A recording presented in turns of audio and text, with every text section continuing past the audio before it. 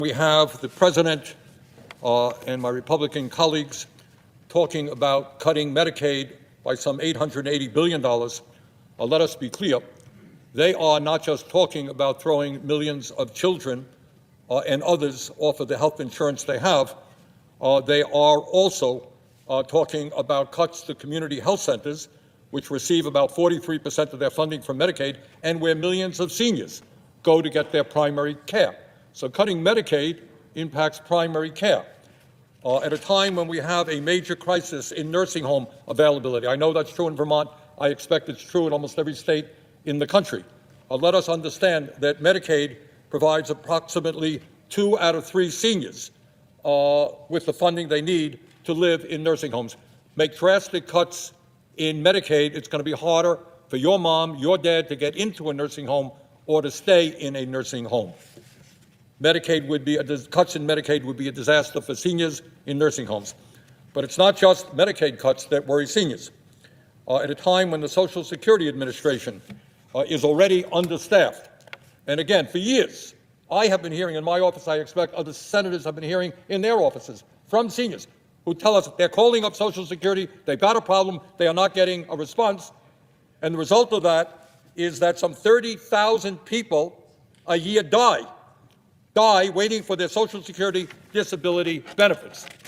And in the midst of all that, in the midst of a crisis where Social Security is understaffed, where our response should be to significantly increase staffing so that Social Security can better respond to the needs of our constituents, we have Elon Musk and his minions at Doge cutting some 2,500 of Social Security staff, and incredibly, they are now threatening to cut up to half of Social Security Administration staffing. And then on top of all that, you have Mr. Musk claiming that Social Security, which has paid out every benefit owed to every eligible American for over 80 years, claiming that it is a Ponzi scheme. Social Security is not a Ponzi scheme. Paid out every benefit owed to every eligible American for over 80 years. And then you have the President of the United States, State of the Union, lying about millions of people, millions of people, 200 years of age, 300 years of age, imagine that, getting Social Security benefits. Seniors understand what all of that is about.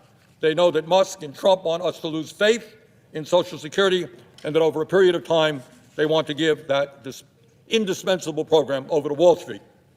Mr. President, let us be clear.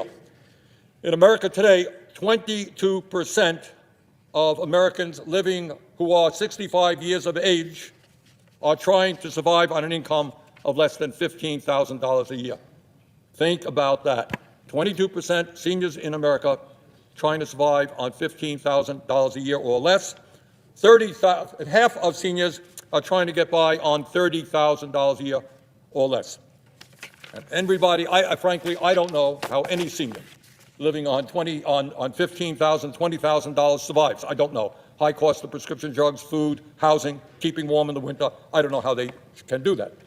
According to the Organization for Economic Cooperation and Development, we now have the dubious distinction of having one of the highest rates of senior poverty compared to other wealthy nations. In America today, according to the latest OECD estimates, 23% of seniors are living in poverty compared to just 4% in Norway, 6% in France, and 11.5% in Canada. Yeah, we have more nuclear weapons than any other country. We have more billionaires than any other country, but we also have one of the highest rates of senior poverty